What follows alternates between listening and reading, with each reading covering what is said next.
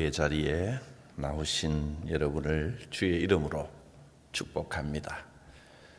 묵상기도 들으심으로 예배를 시작합니다. 침상에 누인 중풍병자를 사람들이 데리고 오거늘 예수께서 그들의 믿음을 보시고 중풍병자에게 이르시되 작은 자야 안심하라 내 죄사함을 받았느니라. 병자의 친구들의 믿음을 보고 그들의 기도를 들으사 움직일 수 없는 중풍병자를 고치시고 그 죄를 사하여 주신 주님의 능력과 은혜와 그 뜻을 믿습니다. 중보기도의 능력과 응답을 믿고 오늘도 기도하는 성도들의 이 기도의 금향로가 하나님께 올려질 줄 믿습니다. 예수님의 이름으로 기도드립니다. 아멘. 주시는 말씀은 마태복음 9장 9절에서 13절까지입니다. 예수께서 그곳을 떠나 지나가시다가 마태라 하는 사람이 세관에 앉아 있는 것을 보시고 이르시되 나를 따르라 하시니 일어나 따르니라. 예수께서 마태의 집에서 앉아 음식을 잡수실 때에 많은 세리와 죄인들이 와서 예수와 그의 제자들과 함께 앉았더니 바리새인이 보고 그의 제자들에게 이르시되 어찌하여 너희 선생은 세리와 죄인들과 함께 잡수시느냐.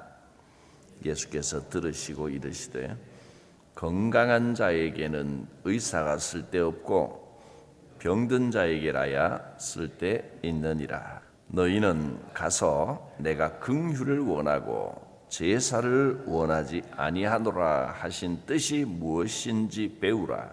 나는 의인을 부르러 온 것이 아니요 죄인을 부르러 왔노라 하시니라. 아멘. 마태복음의 이 사건들 하나하나는 다 나름대로 큰 의미와 우리에게 주시는 메시지, 특별한 교훈들이 있었습니다. 산상보훈 이후에 산에서 내려오신 주님은 첫째, 나병 환자를 고치셨고 사람들이 다 틀렸다, 절망이다, 저주받았다, 저 사람 인생은 끝났다 할 때 주님은 그에게 손을 얹으시고 깨끗함을 받으라 했더니 그 자리에서 나음을 입었습니다. 그리고 한 백부장의 종을 고쳐주셨습니다. 사람들이 상종하지 않는 이방인, 저 사람은 구원과는 관계가 없다. 저 사람은 하나님의 사랑을 받을 사람이 아니다 했던 그 사람, 그것도 그의 종을 말씀으로 고쳐주시고 온 이스라엘에서도 이만한 믿음을 본 적이 없다. 내가 교회를 오래 다니고 직분을 받고 했다고 자랑하는 자들도 저 이방인만한 믿음을 내가 본 적이 없다. 사람을 함부로 차별하지 말라. 그런 교훈을 주셨습니다. 그리고 베드로 장모의 열병도 고쳐주셨습니다. 열심히 봉사하고 주님을 따르는 사람은 주께서 필요한 것을 채우시고 그의 연약한 것을 반드시 고쳐주신다 하는 교훈입니다. 또 한 서기관이 주님을 찾아왔을 때 여우도 굴이 있고 새도 거처가 있지만 나는 인자는 머리둘 데가 없다. 예수님을 따르는 길은 영광을 받는 길이 아니라 외로움을 각오해야 되는 길이다. 그래도 하겠느냐? 그 다음 사건 기억하십니까? 제자들이 탄 배에 풍랑이 불어닥쳤을 때 예수님이 말씀 한마디로 그 풍랑을 잠잠케 하시고 모든 제자들이 깜짝 놀랐습니다. 또 귀신 들린 두 사람의 그 귀신을 돼지떼로 돼지 2,000마리에게 들어가게 하셔서 군대 귀신 들린 자를 고치셨습니다. 아무리 강력한 힘을 가진 귀신도 하나님의 아들이신 예수님을 알아보고 예수님 앞에서 꼼짝하지 못했습니다. 예수님은 미친 사람 두 사람을 돼지 2,000마리보다 더 귀하게 여겨서 그들의 귀신을 쫓아내고 인생을 회복시켜 주셨습니다. 이것이 8장의 전체 말씀입니다. 한 사건 한 사건이 다 영적인 의미가 있는 것입니다. 그리고 9장을 시작하면서 중보기도의 중요성을 가르쳐 주셨습니다. 중풍병자를 메고 온 친구들의 병을 고쳐 주시면서 그들의 믿음을 보시고 이 환자를 고치셨습니다. 중보기도의 은혜, 중보기도의 능력입니다. 이 사건들이 있을 때마다 마태복음에만 나타나는 특징, 서기관들이나 바리새인들이 꼭 한마디씩 합니다. 오늘도 마찬가지입니다. 오늘은 마태라고 하는 세리를 제자로 삼으시는 장면입니다. 이건 단순히 병 고쳐주고 회복시켜주고 그런 차원이 아니라 예수님의 제자로 불러주시는 아주 특별한 사건입니다. 또 마태가 누굽니까? 지금 이 마태복음을 쓰고 있는 이 사건을 전해준 바로 그 마태입니다.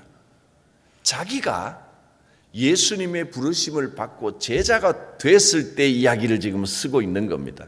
얼마나 감격적인 사건입니까? 평생 잊을 수 없는 일생 동안 가장 기억에 남고 가장 큰 사건입니다.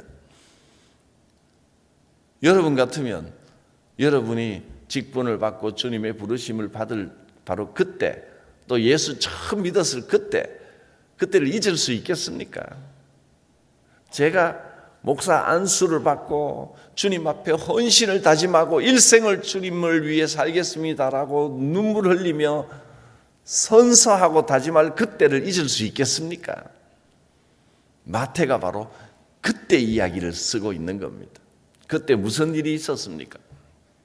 예수님이 나를 불러주신 것이 너무 감사하고 감격해서 내가 주님의 제자로 살게 되었다.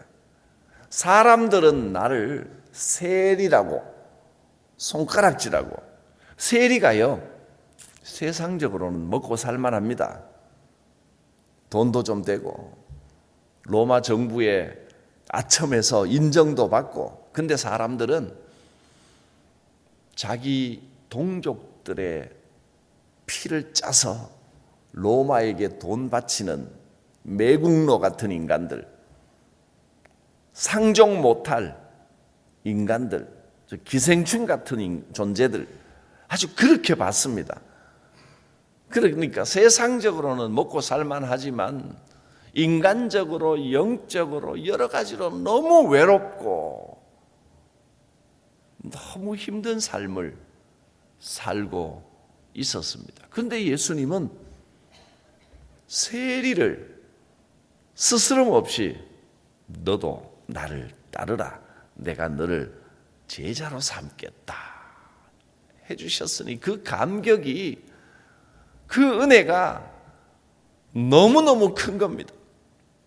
그때 있었던 그 사건을 감격적으로 기록했는데 뭐라고 기록했느냐 하면, 그때 마태가 자기 집으로 예수님을 모시고 가서 감사합니다. 주님, 나 같은 것을 제자로 삼아 주셨으니 주님께 정성껏 대접을 하는데, 예수님은 마태 자기뿐만 아니라 자기와 같은 세리들과 죄인들을 다 불러서 음식을 함께 잡수시면서 그들을 조금도 차별하지 않으시는 것을 보았습니다. 마태 자기만을 특별히 사랑했기 때문이 아니라, 물론 한 사람 한 사람을 사랑하시지만은, 그러나 주님은 죄인들이고 세리고 사람들이 아무리 손가락질하는 사람도 예수님은 그런 눈으로 보지 않고 다 받아주시는구나, 너무나 감사했습니다. 그러자 여기 또 마태복음의 특징대로 바리새인 한 사람이 등장합니다. 바리새인은 이름 그대로 바리새라는 말이 뭐냐면 거룩한 자들, 사람들과는 차별되는 분리된 사람들, 따로 있는 사람, 그러니까 거룩한 사람을 말합니다. 거룩한 자들이라는 의미를 가지고 있습니다.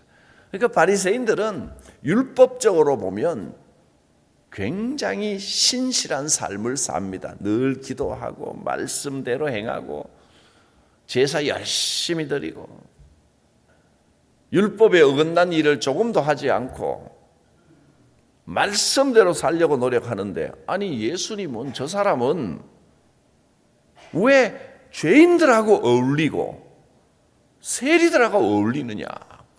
예수님 앞에 대놓고 말할 용기는 또 없어서 제자들에게 말합니다. 아니 왜 저래? 당신 선생님은 어떻게 저 죄인들하고 저 세리들하고 막 어울리느냐? 예수님이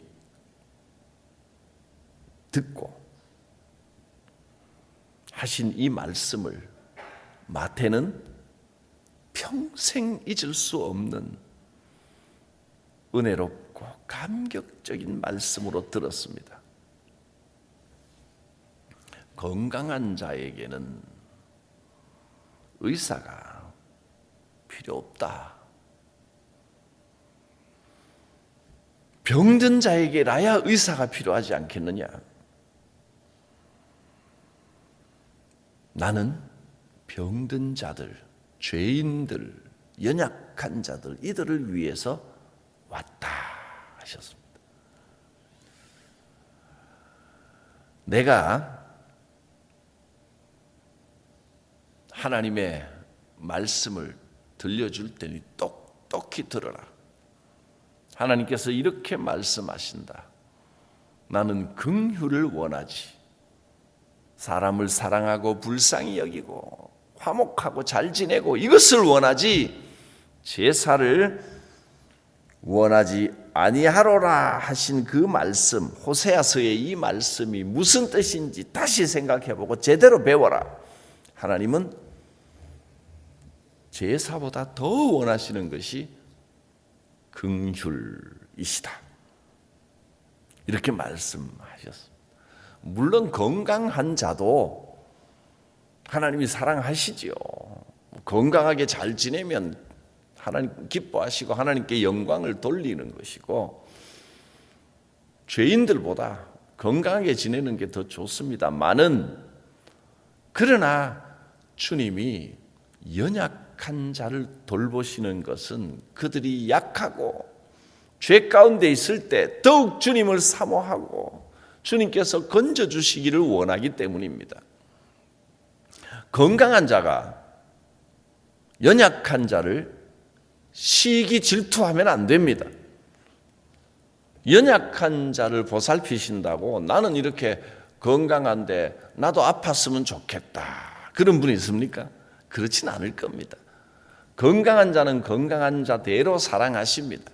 그러나 하나님의 손길, 지금 당장 도우시는 그 손길을 간절히 필요로 하는 것은 연약한 자이기 때문에 주님은 그 아픈 손가락, 연약한 자에게 능력과 사랑을 더 많이 베풀어 주시는 겁니다.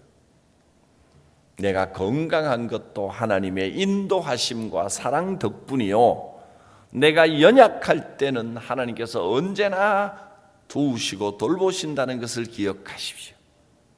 지금은 내가 건강하지만 언제 연약해지고 언제 외롭고 언제 아파질지 알 수 없는 일입니다. 그러니까 연약하고 병든 자를 사랑하시는 주님, 죄인을 사랑하시는 주님은 나에게도 같은 은혜를 주고 계신 겁니다. 약하고 병든 자를 사랑하시는 주님, 내가 지금 건강한 가운데 있지만 이 건강 주심도 감사하고 연약한 자를 사랑해 주시는 그 은혜와 사랑도 감사합니다. 이런 고백을 드려야 합니다. 마태는 이 말씀을 한마디도 잊을 수가 없었습니다. 얼마나 감격적이겠습니까? 사람들에게 손가락질 받고 버림받고 외로웠던 나의 삶에 주님께서 은혜를 베푸셨다. 주님은 연약한 자를 외면하지 않으시는 분이시고 죄인을 멀리하지 않으시는 분이십니다. 내가 죄 가운데 있을 때도 주의 사랑이, 그 은혜가 나를 향하여 있음을 잊지 마십시오. 주님께서 손 내밀어 주십니다. 나병 환자를 고치신 주님께서 사람들은 다 포기하고 저 사람은 틀렸다, 저 인생은 끝났다 할 때 주님께서 다가오셔서 그에게 손을 대어 주셨습니다. 주님은 나를 긍휼히 여기시는, 불쌍한 마음으로 사랑하신다, 그런 뜻입니다. 긍휼, 불쌍한 마음을 가지고 사랑으로 도와주려고 하는 것입니다. 주님은 이 긍휼의 마음으로 나를 바라보고 계십니다. 주님이 손 대시면 그 자리에서 고침받습니다. 반드시 회복됩니다. 주의 능력을 믿습니다. 기도합니다. 자비로우신 주님, 긍휼과 능력이 충만하신 주님을 믿고 의지합니다. 주님 도우소서. 그 능력의 손을 내밀어 연약한 나를 만져 주시옵소서. 예수님의 이름으로 기도드립니다. 아멘. 주 안에 있는 나에게 딴 근심이 있으랴. 십자가 밑에 나가 내 짐을 풀었네. 주님을 찬송하면서 할렐루야 할렐루야. 내 앞길 멀고 험해도 나 주님만 따라가리. 그 두려움이 변하여 내 기도 되었고 전날의 한숨 변하여 내 노래 되었네. 주님을 찬송하면서 할렐루야 할렐루야.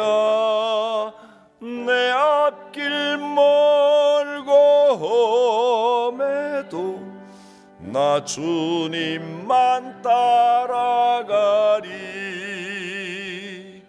내 주는 자비하셔서 늘 함께 계시고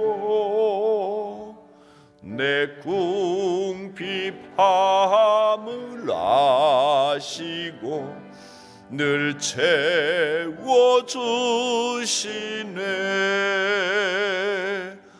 주님을 찬송하면서 할렐루야 할렐루야.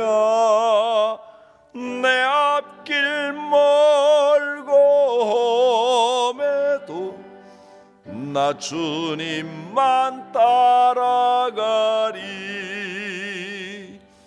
내 주와 맺은 언약은 영불변하시니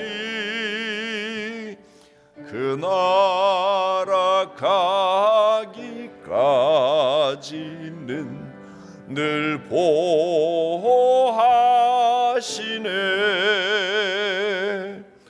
주님을 찬송하면서 할렐루야 할렐루야. 내 앞길 멀고 험해도 나 주님만 따라가리. 주님 가르치신 기도드립니다. 하늘에 계신 우리 아버지, 아버지의 이름을 거룩하게 하시며 아버지의 나라가 오게 하시며 아버지의 뜻이 하늘에서와 같이 땅에서도 이루어지게 하소서. 오늘 우리에게 일용할 양식을 주시고 우리가 우리에게 잘못한 사람을 용서하여 준 것 같이 우리 죄를 용서하여 주시고 우리를 시험에 빠지지 않게 하시고 악에서 구하소서. 나라와 권능과 영광이 영원히 아버지의 것입니다. 아멘. 주님께서 연약한 나를 불러주셨습니다. 주님 앞에 나의 모든 연약함과 죄와 우리 인생의 고민과 문제를 고백할 때 능력의 주님께서 들으시고 손을 대시고 치유하여 회복시키고 고쳐 주실 것입니다. 주여 부르고 기도합니다. 주여